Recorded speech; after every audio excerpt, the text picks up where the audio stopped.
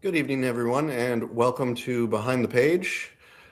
I'm Eric Anderson, librarian at Hal Branch Library, and tonight I'll be speaking with four fantastic authors, Dee Armstrong, Stephanie Nelson, Brian Paone, and Karen Stone.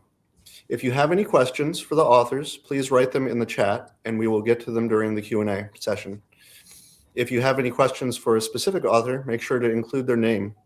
If you need closed captioning, you may turn it on by clicking the CC button on the bottom right of Facebook's video player.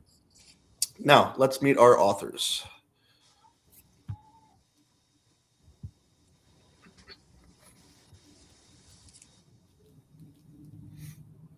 Let's see here. So, Dee Armstrong writes knee-melting romance and mind-bending mystery with a twist of sass and splash of supernatural. She's the author of Visions of Emerald, Sleepwalking with Ruby, and Haunted by Amethyst, and now launches her J.D. Wolfe series with Haunted by a Broken Oath, a killer Nashville top pick.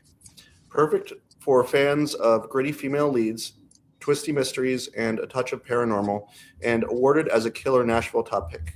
A former Russian linguist and Taekwondo black belt sparring champion, Dee believes in tough heroines, complicated heroes, and ghosts who seriously need boundaries. And welcome, Dee.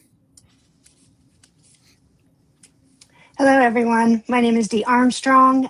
Thank you, everyone, for being here. Thank you, Eric and the library, for welcoming local authors into this space. I'm Dee Armstrong. I write romantic suspense and paranormal mysteries, stories about cold cases, resilient women, found family, and things that refuse to stay buried. I've always been drawn to stories where justice matters, and the past doesn't stay quiet. I'm fascinated by what we carry with us, grief, loyalty, secrets, and how those things shape who we become. In my books, the paranormal isn't about jump scares. It represents unanswered questions and the emotional residue of a life that still wants to be heard. My newest novel, Haunted by a Broken Oath, follows J.D. Wolfe. She's a private investigator who solves cold cases. And she doesn't know it yet, but her specialty is going to be finding missing children. She's competent, stubborn, deeply loyal, and she's haunted by a ghost who doesn't always agree with her choices. When JD's pulled into a case involving a decorated military hero who she found dead and two boys vanish, the investigation begins to unravel. Not just a conspiracy, but JD's own carefully guarded past. Now, this story is about justice, trust, and chosen family. There's suspense, danger, hope of a romance. And at its heart, it's about a woman learning how to live with what she can't change and fight for what she can. And if you'll let me, I'd like to read a small piece from Haunted by a Broken Oath. The ghost name is the woman, and Godzilla Kong is what JD has nicknamed the bad guy. This is a moment where JD finds a child who doesn't believe anyone can save him. So,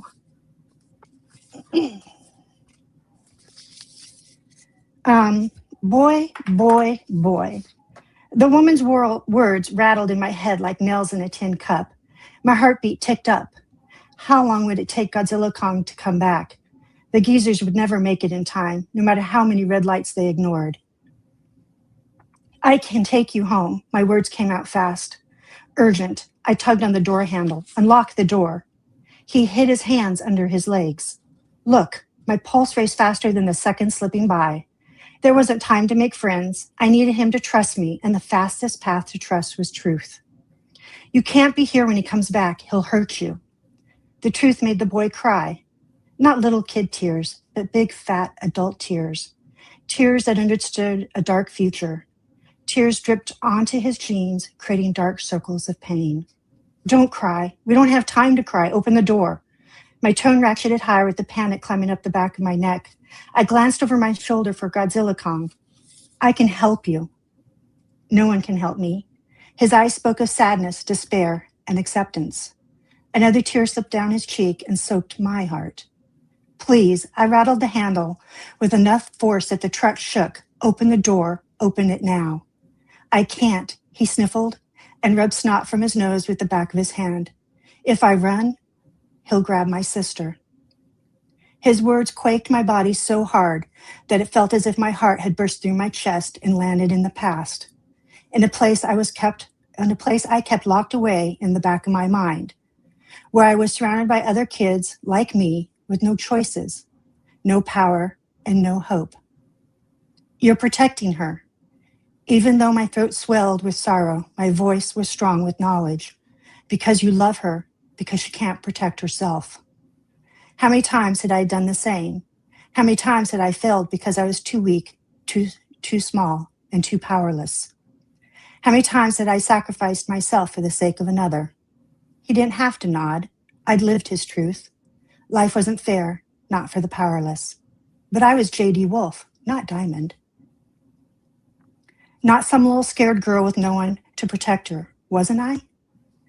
No, a volcano of anger erupted in my soul, poured through my limbs. You should be in your room in a bed, not sitting in the cold and dark. Unlock the door. His gaze wouldn't meet mine. I'd do anything to convince him, to trust me, even tell him my truth. I've been where you are. I've had someone stronger than me take me where I didn't want to go. I've given myself to protect another, but you don't have to. You don't have to choose between yourself and someone else, not even for your sister. I'll protect you, I promise. That moment captures the heart of That moment captures the heart of haunted by a broken oath. A woman who won't look away when someone vulnerable needs protecting. The book blends mystery, suspense, and a touch of the paranormal, but it's really about resilience, found family, and what we owe each other when things go wrong. If this scene stayed with you, the rest of the story keeps asking the same question. What does it mean to protect someone, even when it costs you? Well, that was me. Thank you for listening and for making a space for stories like mine. Thank you, Dee. Sounds fantastic. Thank you. Next, we've got Stephanie Nelson. And let's see here. So Stephanie Nelson is a speechwriter, creative marketing consultant, and a romance novelist.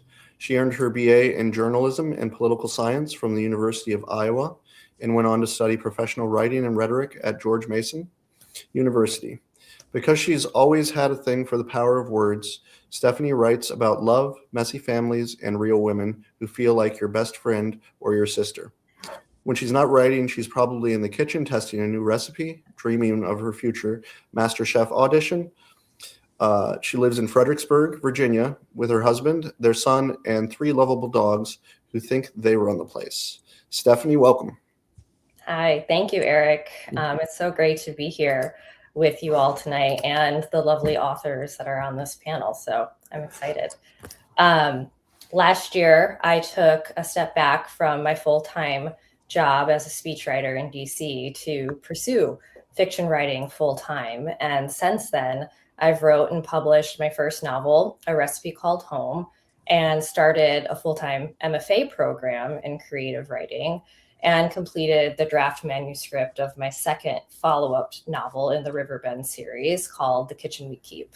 So while I'm not working full-time as a speechwriter any longer, I've definitely kept busy. And as you can probably guess from the titles of my books, food plays a really big role. And in Eric's introduction of me, he mentioned that I love to cook. It's a really big part of my personal life. I take a lot of inspiration from it. I am not a chef by any stretch of the imagination, and I would never call myself a chef, but it is something that I learned to do at a young age with my grandmother, who is also a really big inspiration for a lot of my stories. In my first novel, I set out to write a small town romance. I am a romance reader. I'm also an eclectic reader, but I started my reading journey years ago reading small town romances. So it was something that I really wanted to dip my toes in. After writing a lot of nonfiction as a speechwriter, I was a little intimidated to start writing fiction. So this was an easy way for me to do that and be creative.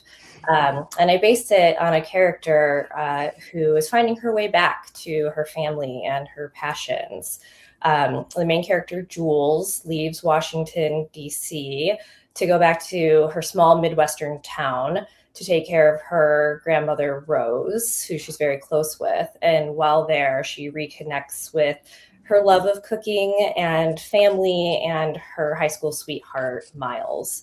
So while it's definitely a romance, it's a lot about love and family and ambition and messy relationships and kind of finding out who you are, even if you're a little bit older in your mid-30s as well.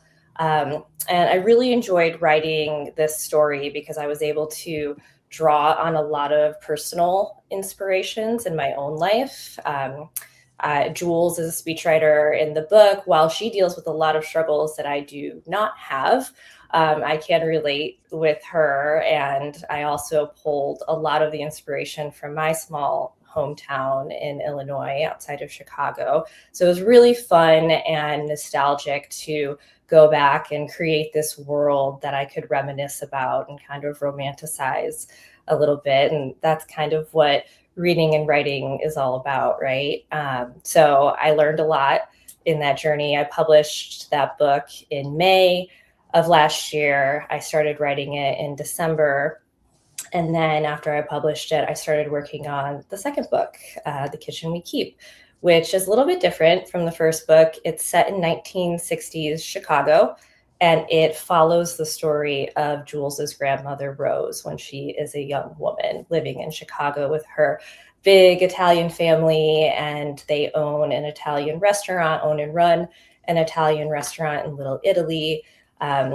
As I mentioned, I grew up outside of Chicago, but obviously I was not around in the 1960s, but my grandmother was. So I was able to do a lot of interviews with her and also interview other people who actually did own and operate Italian restaurants in Chicago at the time. So it was a labor of love and research. It took a lot longer for me to complete this manuscript than the first one, because the first one I could draw on my own inspirations. And this one, I really did have to do a lot of external research to get everything right, make sure that the references that I was using were correct for the time period. But it is also a romance. It's a little less heavy on the romance than the first one, a little bit more about female ambition and what that meant in the 60s. Rose really wants to be a chef. She wants to take over her family's restaurant one day. She's working as a chef when we meet her at first in the book. To her mother's dismay, her mother wants her to get married and have a traditional Italian Catholic family. And so she's grappling with these two sides of her. She wants to please her mother, but she also wants to pursue her passions, even though it's a very difficult time for women to be chefs anywhere in the world, really. So she has to make a lot of hard decisions. She makes some wrong decisions. And I just feel like it's a realistic story. It's not a romanticized, the heroine wins everything and makes all the right decisions. And, she's young, she's 20 in this book. So it is really about her kind of figuring things out. But I wanted to read the first opening scene of The Kitchen We Keep as a little preview. It's not out yet. I'm hoping that it will come out in March, fingers crossed. I'm working through edits right now, but edits take undetermined amount of time. So we will see where that goes. But this is the opening scene as of right now from The Kitchen We Keep. And it is set in summer 1960. Heat from the stoves hovered in the air like a dense fog. Sweat dripped down my spine, pooling at the edge of my apron, but I didn't stop. I couldn't. The dining room still buzzed with clinking glasses and demands for more bread from hungry customers waiting for their pasta like it was mass. "Joe," I shouted, turning from the row of ovens with the last pan of bubbling lasagna. "Your tortellini are exploding. Dump them out and get another pot on fast." Startled, he whipped his head around to the large pot of boiling water in front of him, lips forming an O as cheese floated amidst the broken tortellini shells. The line cooks had entered what I liked to call the twilight zone of the evening, when you either ran on muscle memory or flamed out. But tonight, flaming out wasn't an option. I demanded focus. I didn't care if it came from muscle memory or pure brute strength. Rounding the corner to slice the hot lasagna, I gave Joe an encouraging pat on the back. As our newest member of the team, he deserved some slack after working 5 evenings in a row, plus a few lunch shifts. That's where my generosity and encouragement ended, though. I might have been the only woman in the kitchen, but I refused to mother hen them. "Go easy on him," my father whispered in my ear as he walked past, pushing open the swinging doors into the dining room to greet the last wave of customers. My father lived for Friday and Saturday nights, for the hustle, the chaos, the full dining room. It's where he came most alive and most himself. Of course, it was a family affair running this restaurant. My mother, my 2 sisters, and I spent most of our time here when we weren't at school or doing tours. We'd greet, seat, and cook for the cast of regulars who frequented this place, which my father opened over 20 years ago. It wasn't only us, though. As Cucina Bella gained popularity, my father had to hire a small staff to accommodate the steady growth that came with being one of the few authentic Sicilian restaurants on the west side of Chicago. Sure, there were many Italian places, more opened each year, but Cucina Bella was the oldest and only place to get a true Sicilian meal outside of Little Sicily. From my post in the kitchen, I heard my father greet the Delano family with a hearty "Buonvenuti," welcome. I imagined him grabbing Mr. Delano around the shoulder while pecking a quick kiss on Mrs. Delano's cheek before placing the customary bread basket on their table, the one nearest the kitchen, which my mother reserved for them each Friday. "Someone needs to bust the 4 tops in the back," Marco yelled as he barreled up to the pass to collect the next round of plates to be served. "Not me," shouted Jesse from the sink, covered in soap from his elbows down, as he scrubbed the tomato sauce from the pile of dirty dishes that seemed to never wane. I rolled my eyes. I would keep going, but I think I've probably gone over my limit already. So just wanted to say thank you again. You can find both of my books online or at Tales and Tales, which is downtown Fredericksburg.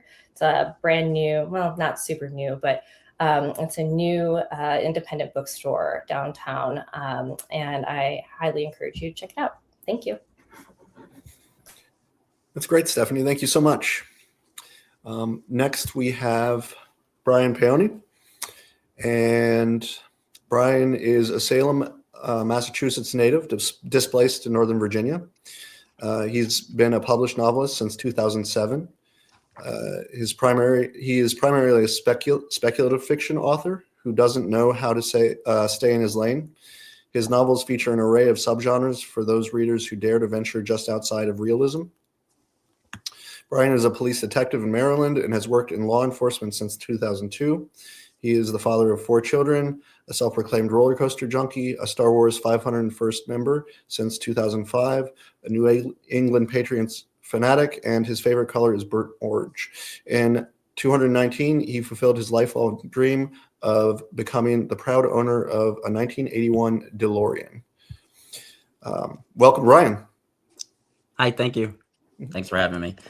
My first novel was published in 2007, October of 2007. So just recently had my 18th year anniversary of being a published author. And in May of this year, I have 2 books coming out in May, and those will be books 13 and 14 cumulatively. I don't write series. Almost all of my books are standalones.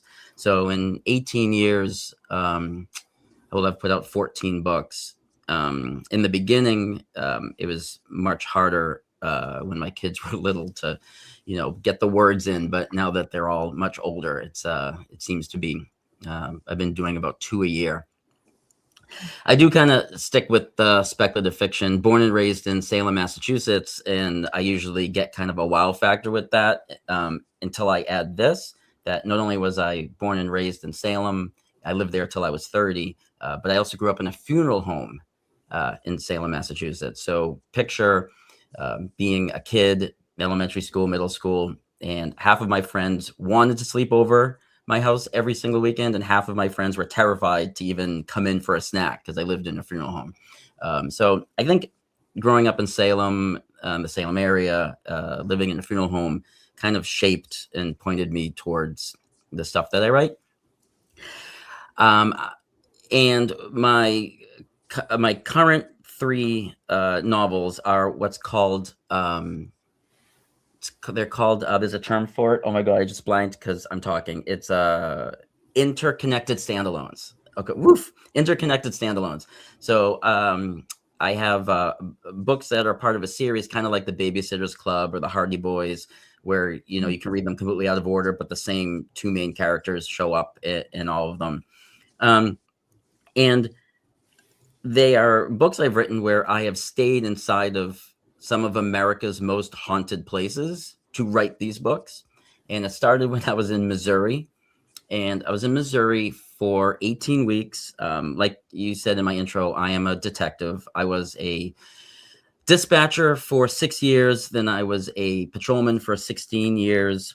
And then I taught criminal justice for 4 years. And now I've been a detective now for a little bit of time. And in order to be certified as a detective, there's an academy in Missouri that we all have to go to. So I was out there for 18 months, lived there. And you start getting bored. You start trying to find things to do on the weekends. And one of my buddies was like, hey, you know, the Missouri State Penitentiary does overnight ghost tours, ghost hunts, right? Ghost tour is different than a hunt. And I was like, yes. I was like, please sign us up. I don't care what it takes. So you would think, like, being from Salem, being big in the paranormal world, that I would have done a ghost hunt before. And I've never. I've been on ghost tours, which is different because it's a tour guide bringing you to places where things happen, and they go, you know, look over there. Do you see anything in the window? You know, maybe you do, maybe you don't. But a ghost hunt is, you go to these haunted places, they teach you how to use the equipment, and then they go, hey, go have fun for 8 hours and see if you catch a ghost. So I'd never done this before. At the time, I had already told my editor what my next novel was going to be. We'd already discussed it. It was already green lighted by the publishing company. My editor was kind of excited. I was outlining a neo-noir dark fantasy novel. And it's going to be like, it's a cross between like the movie Dark City and Silence of the Lambs. And halfway through this ghost investigation in the Missouri State Penitentiary, I go, it's like, man, there's a book here. I don't know what it is. I have zero storyline, but this is so much fun. What if all the ghosts got really upset that we were in here and they had just had it, and they trap everybody who's in here right now, you know, doing the ghost investigation. And the book takes place over the course of 1 8-hour ghost investigation. And my brain started spinning, and I told my editor, she's like, I love it. She's like, this sounds great. You know, beef it up a bit, come back to me. I reached out with the Missouri State Penitentiary and said, hey, you know, is there any legal thing I have to go through to you? I'd love to use the Missouri State Penitentiary as the real place where this happens. As I went through a bunch of back and forth with them, they invited me to stay there for 8 weeks to write the book. So I did. I stayed in the Missouri State Penitentiary for 8 weeks, alone at night in the dark. Every word of that novel was written somewhere on that property. And while I was there, I kept a diary of all the paranormal and unexplainable things that happened to me. And my editor talked me into including the diary at the back of the book. This was supposed to be a one-off. This was not supposed to be a series or turn into anything more. I didn't, in my wildest dreams, think that I would ever be able to do this again. So I wrote a book, and I paced it where the book takes place over the course of 8 hours, and it's written in a way where it should take someone about 8 hours to read it. So you read as the characters are going through every motion. So it's in perfect time as the characters are experiencing things through that overnight ghost hunt.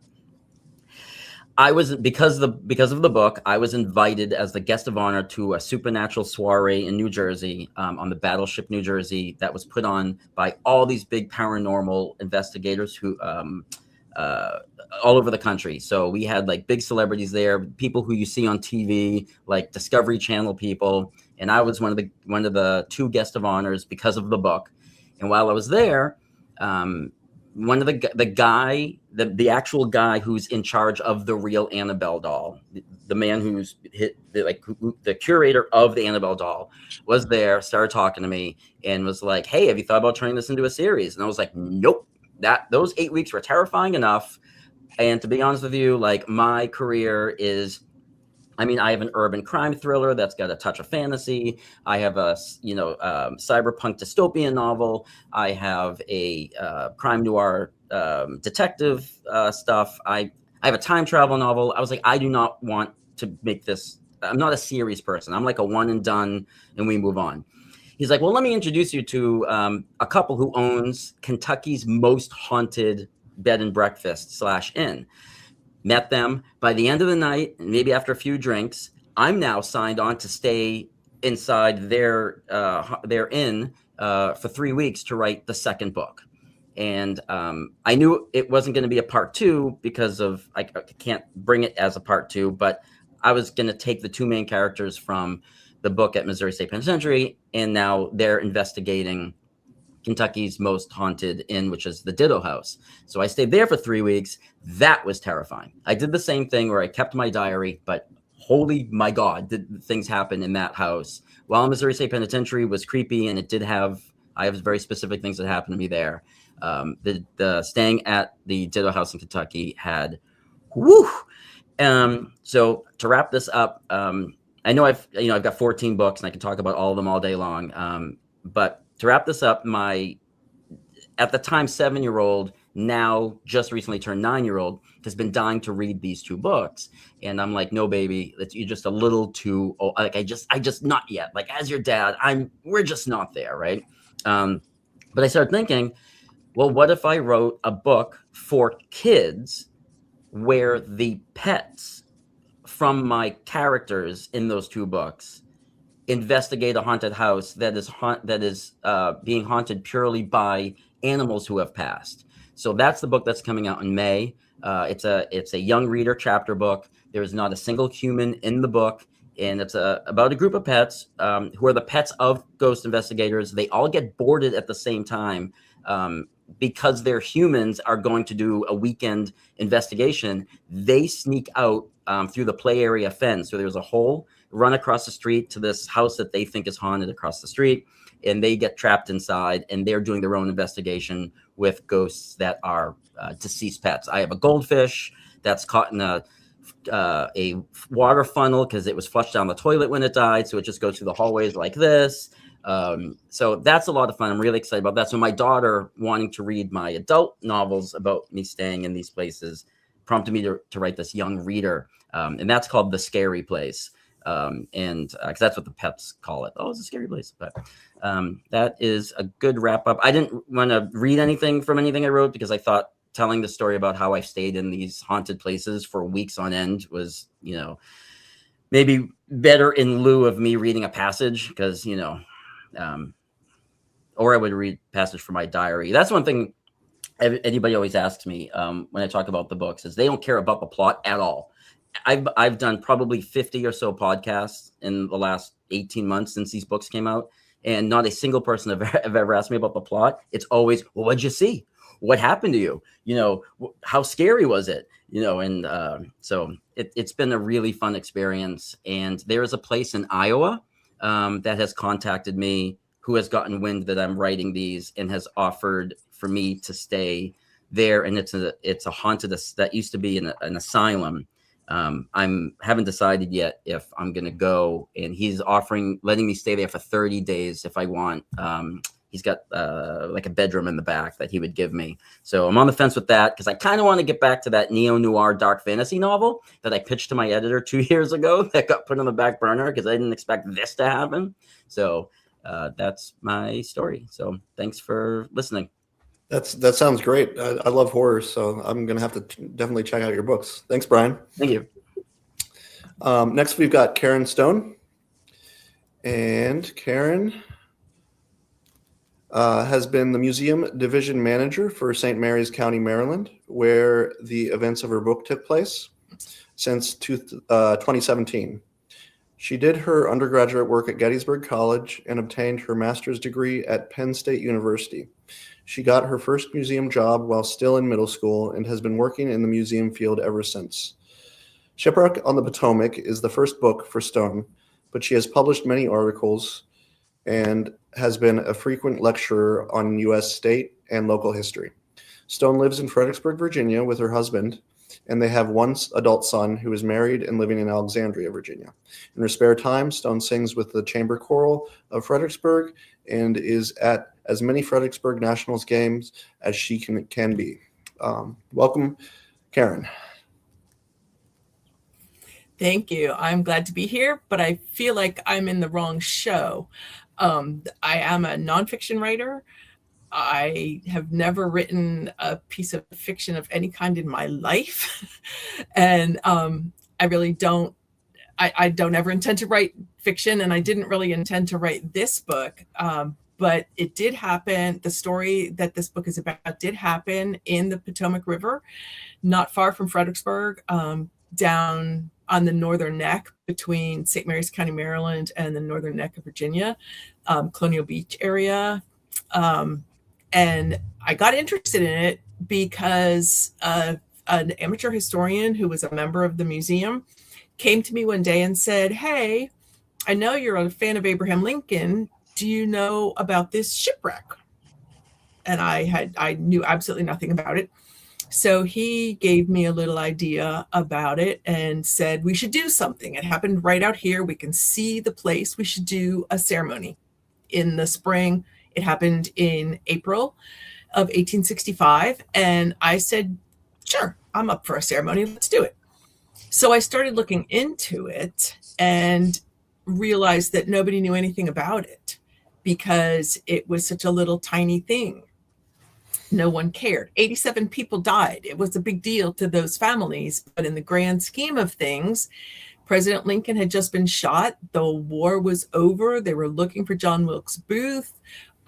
Within a couple of days, they captured Booth, and then the Sultana blew up in the Mississippi River, killing 1,100 people. So this little piece of history was just completely forgotten. So I started doing some research on it so we could put together this ceremony. And the more I researched, the more interesting it became. And the more I realized this really was a cool story and it needed to be told. So eventually I wrote an article and then just kept doing the research, and it became this full book. And the book is about the story. It's the story of the shipwreck, but it also talks about what's going on in Maryland beforehand, and it explains why the hunt for John Wilkes Booth was taking place and focusing on Southern Maryland. Southern Maryland was as divided as the country during the Civil War. There were Southern sympathizers and Union sympathizers. It was an occupied state, so there was a lot of fighting going on. Politics was crazy. It was not a settled time at all. So when this wreck happened, it was during the hunt for John Wilkes Booth, like I said, and everyone always says that no one was killed during the hunt for John Wilkes Booth. Well, none of the big official people that were actually scouring the countryside were killed, but the Potomac flotilla was setting up a blockade to keep John Wilkes Booth and David Harrell from crossing the river. A barge named Black Diamond was part of that flotilla and was anchored off of St. Clement's Island. And a troop transport ship with 300 recently released prisoners from Andersonville came downriver, and in the dark, in a storm, slammed into the barge. The barge sank, and 87 Union soldiers went down. And I do want to read an account of it because it was this account that really got me started and led me in the right direction. This was written by a survivor in 1914. He sent it in to the editor of the National Tribune. Not all of his information is exactly correct, so I had to read a whole lot of firsthand accounts and do a lot of sleuthing to get to the real story. About 350 of us ex-prisoners of war who had been recovering at Camp Parole in Annapolis, Maryland, after being in Andersonville and other prisons, were ordered to Alexandria, Virginia, to take a boat for New Bern, North Carolina, to join our different regiments and complete our term of service. The event took place on April 23rd, 1865. So Lee had already surrendered. I do not remember what time in the evening it was that we took the steamer Massachusetts at Alexandria, but between 12 and 1 o'clock at night, as we were streaming down the Potomac in fine shape, there was a crash.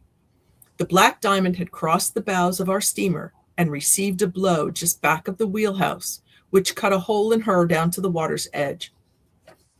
At the same time, the Black Diamond carried off our bow, making a hole large enough to take in 5 or 6 men abreast, down to within a foot of the water's edge. We were all sleeping on the deck and other places about our steamer. When the crash came, both captains called out at the same time, "We are sinking," and all was confusion. The captain of the Black Diamond saw that his boat was in worse shape than our steamer, and as he had only a crew of 17, he ordered the Black Diamond to swing around to the side of our steamer, and our captain ordered us all into the stern of our boat to keep the bow up. We all thought that the Black Diamond was a relief boat, and our passengers commenced to jump onto her. And the more that jumped, the quicker the Black Diamond went down.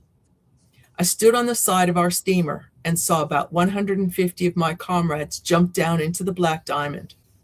About 55 or 60 were drowned that night, including 7 of my regiment. When the Black Diamond swung around, she smashed one of our lifeboats so that we had but one to pick up those in the water. Our steamer worked all night and picked up about 50.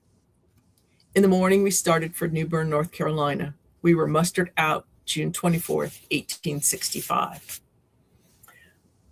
The wreck was tragic enough, but what makes it worse is that they didn't need to be there.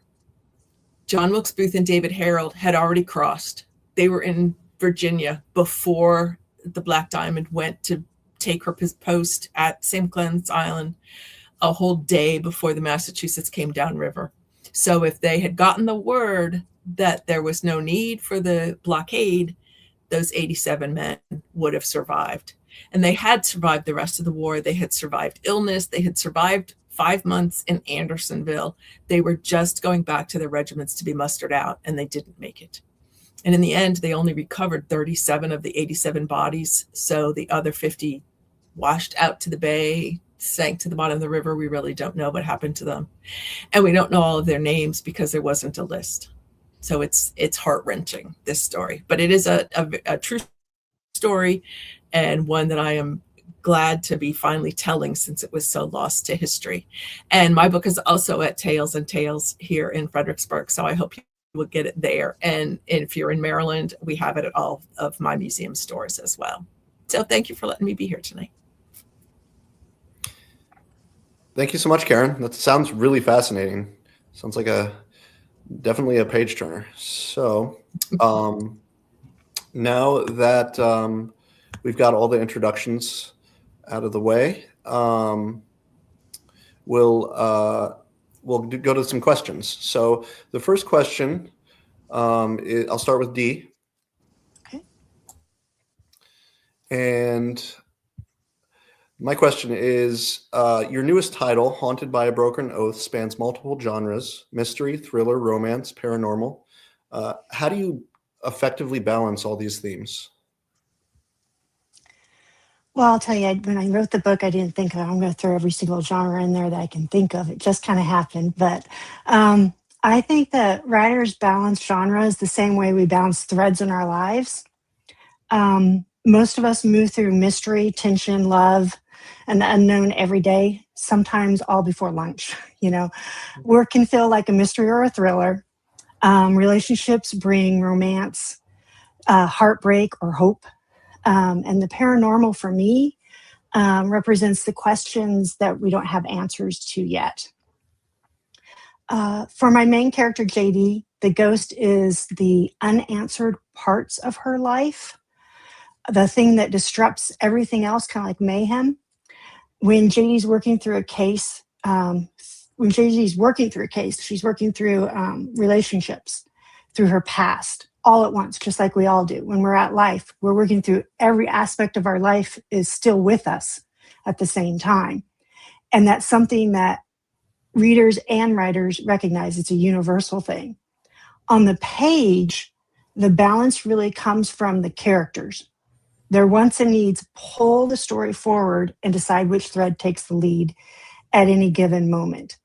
Sometimes more than one thread takes center stage at once, like the romance alongside the thriller, the mystery alongside the heartbreak. Romance is a funny genre because I feel every book has romance in it because it's universal. Love for a spouse, love for, the happily ever after, love for a family member. Romance is not just about the happily ever after. That may be the goal. But in a series like the one I'm writing, it's often the happy for now. Sometimes love crashes and burns, and you pick yourself up and you decide whether to trust and try again. But these are universal truths when you're writing genres that readers recognize in themselves and in their worlds. And when the characters feel real, the genres stop competing and start supporting each other. The characters decide the tone, not the genre labels. And I really think that genres are how we shelve and market books, but the threads that we weave through our characters' wants and needs and the pull and tug between the characters, those are how we fill books. And that's how I weave in the different genres. Thank you, Dee. Thanks. My next question is for Stephanie. And my question is, your previous novel, A Recipe Called Home, features a character who loves to cook. How did you incorporate food into a romance novel? And what is your recommendation for a date night meal? Those are good questions. I talked a little bit about it in my intro, but food is a central theme. Cooking is a central theme in both of my books. And I incorporated it through family and a family heritage and legacy of cooking Italian food together, especially the women of the family and connecting in the kitchen, which is something that I have personal experience with. So yeah, Jules comes back to her hometown and she ends up finding this tin of recipes that her grandmother had put together when she was younger, and decides that she's going to cook her way through them with her grandma there. And, her grandma can't really help her in the kitchen, but she can sit at the kitchen table and tell Jules everything that she's doing wrong. So it goes through a lot of the recipes that I grew up with, some new recipes that I wasn't familiar with that I was able to research and actually cook here at my house before I put them in the book and wrote about them, which was really fun for me, but mostly for my husband, who enjoyed all the cooking. And then for a date night meal, well, I am pescatarian now, so I eat a lot of pasta and I'm Italian. So it would have to be something that didn't have meat in it. I would think maybe a lasagna would be nice. It's a labor of love. It's a hearty meal. And I don't know, to me, that just seems romantic, something like that. So yeah, but thank you. Sounds delicious. Thank you. So my next question is for Brian.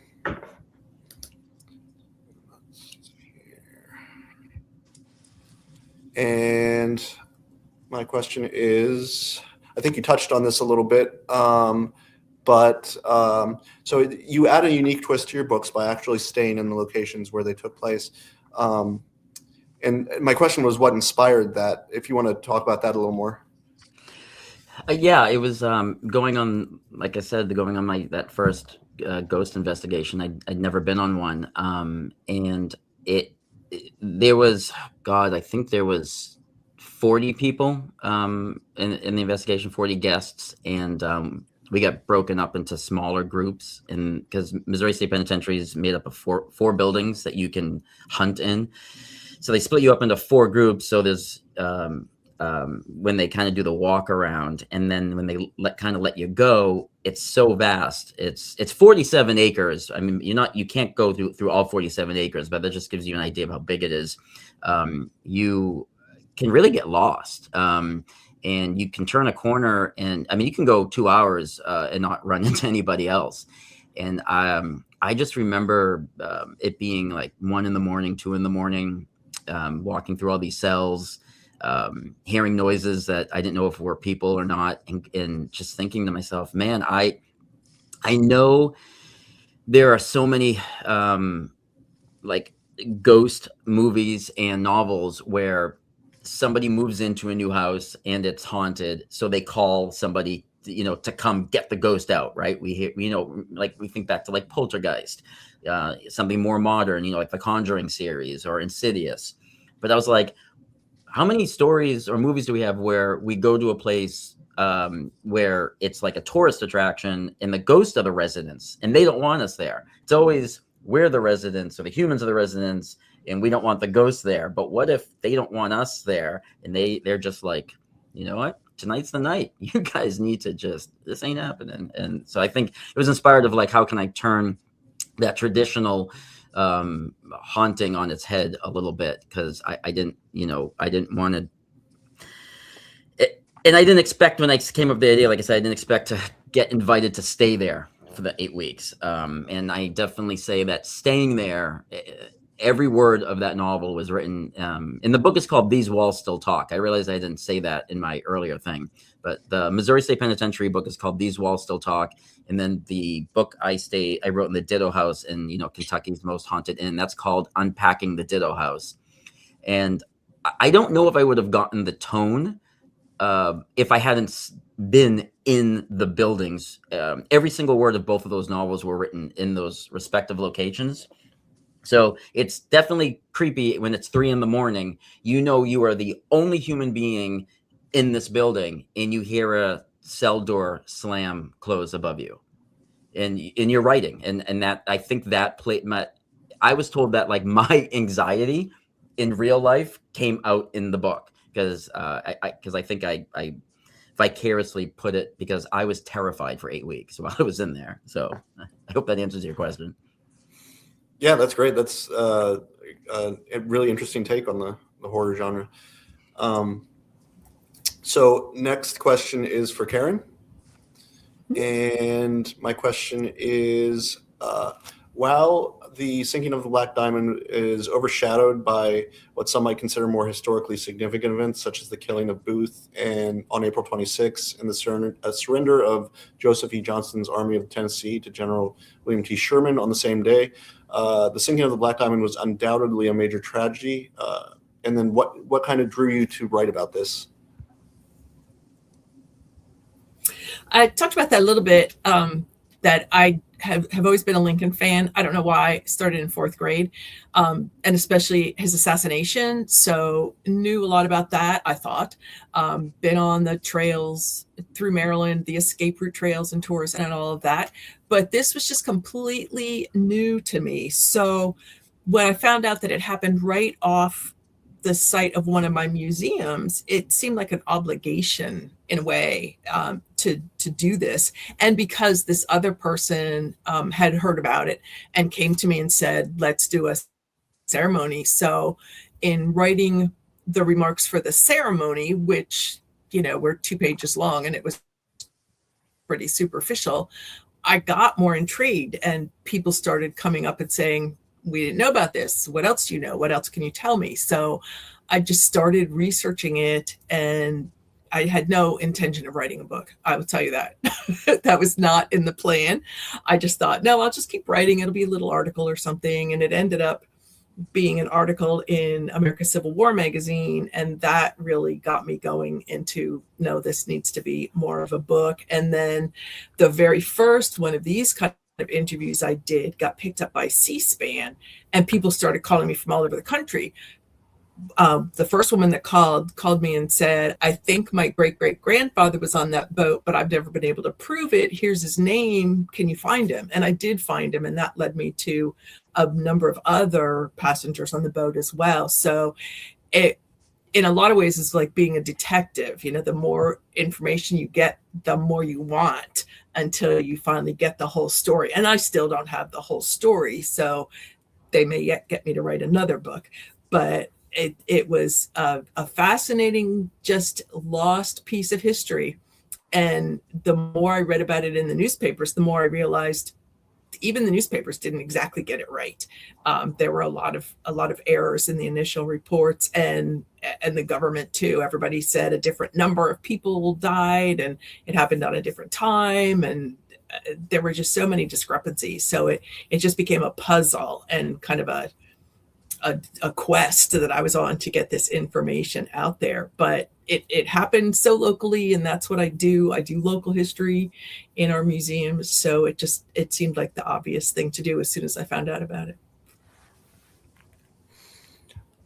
That's amazing. So it looks like we've got 9 minutes left. So we'll go through another round of questions, but it's going to have to kind of be a lightning round. So let's start again with Dee. My question is, Haunted by a Broken Oath has been described as having gut-gripping suspense. How do you so effectively keep readers on the edge of their seats? I know the quote you're referring to, and that quote was from an author that I deeply respect, and I was so thrilled and honored when she said that.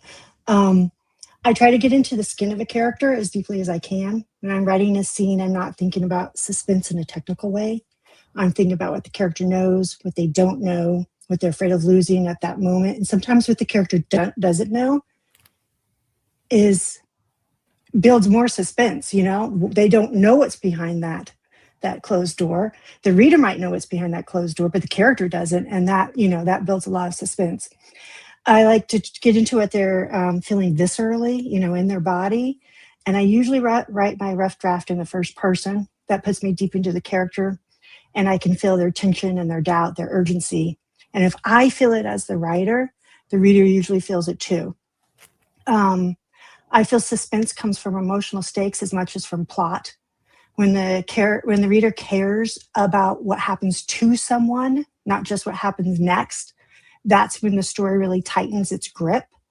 And this kind of ties back to the first question about blending genres. Genres only compete when they feel like separate jobs and you're trying to juggle.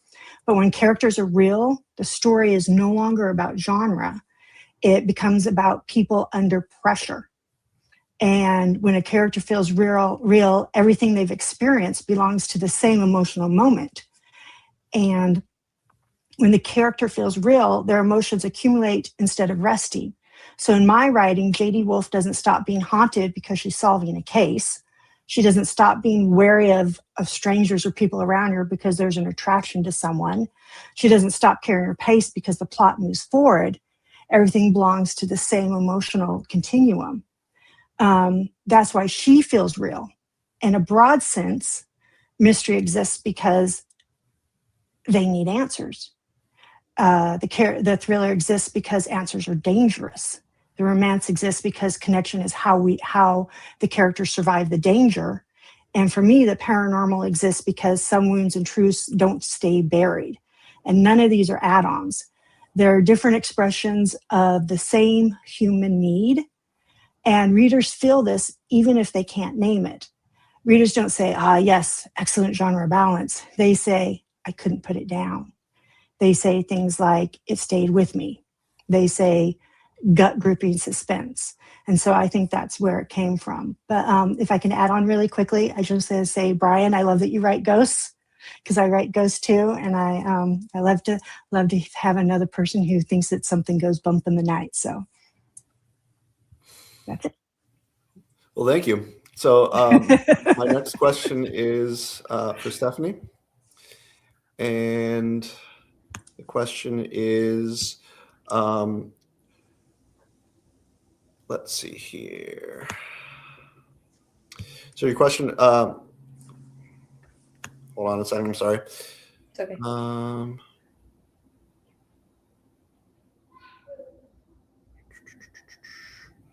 I'm sorry, I've got it. Okay, so in your most recent release, The Kitchen We Keep, your story takes place in 1950s and 60s Chicago. Did you find this challenging given the drastic attitude shifts on dating and relationships between then and now? Yes and no. I feel like love is kind of universal throughout time. A big part of the story is Rose's challenge and internal struggle over whether or not she's going to settle down and get married like her mother wants her to. And I feel like back in the 50s, that was a little bit more expected, especially coming from a traditional big Italian Catholic family. So yeah, there's that element, but I feel like that could still be relevant today, and especially in different cultures and different families. So I don't know if it's necessarily, due to the time period, but no, I didn't find it challenging. I found it interesting and fun to kind of explore that dynamic, that family dynamic, that expectation that a lot of women go through even today, expectations on who you marry, when you marry, and wanting to, yourself wanting to have control over who you love. So no, I think it was just a part of the story that I really enjoyed reading. And like I said, I think love is universal, and there's universal challenges that people and women particularly face. So Thank you. So my next question is for Brian. And let's see. The question is, horror is not a genre for the timid. What sparked your interest in the supernatural? I think you definitely kind of touched on this as talking about your childhood, but if you could elaborate. Yeah, I think growing up, being born and raised in Salem and spending the first 3 decades of my life, like I said, I didn't leave until I was 30. You just can't escape it, even if you don't like it or believe in it. When you are in Salem every day for 30 days through your formative years, from it's just part of you, and I think it's interwoven into every brick in that city. But if we want to talk about, I can really quickly tell you what made me want to be a horror. So I don't consider myself a horror author, right? Because that's why I say speculative fiction, because I do have a time travel novel, and I have a lot of things that aren't even near horror. But what made me want to be like an author that dabbles in all different genres was 7th grade. My stepmother bought me my first Stephen King book for Christmas, and I opened it. It was wrapped under the tree. I opened it, and I had seen some Stephen King movies in my life. I had never read one of his books, and that book changed everything. It just, whether you love him or hate him, I can tell you right now that reading my first King novel was where I said, this is what I want to do. I didn't know that you could do this and write like this, because up until then I had only read like I mean, people remember Christopher Pike novels. They were like young adult horror. It was like very fluffy horror. I didn't realize that there was such a thing as adult horror novels. And so I think reading my first King novel and growing up in the Salem area really molded and shaped what I write. And I do write a huge spectrum of fantasy and horror and sci-fi. And I think King has proven that he's done that through his career. And I very much admire that the man who gave us Shawshank Redemption, also, gave us, It, right? Those are the juxtaposition of those are wild. And so I've always kind of admired that in him. I've never tried to emulate him, but I've admired how he's able to do that. And then just bringing in the tone of Salem, the tone of Salem, I think, is always with me, even though I don't live there anymore. Thank you so much, Brian. So my last question of the session today is for Karen. And my question is, out of the 87 men who perished in the disaster, the names of only 26 are known. Do you plan on continuing your research to identify these unknown soldiers? I do, and I have. I actually know the names of 34 of them now. So I am still working and I am still researching, and it is my goal in life to find all 87 men. And it's one of those frustrating things because, you know, these were military transports. You know, the captain had a list in his pocket of who was on board. You know, the dockmaster had a list in his pocket of who got on board. And you know, the folks at the other end had a list of who was supposed to get off.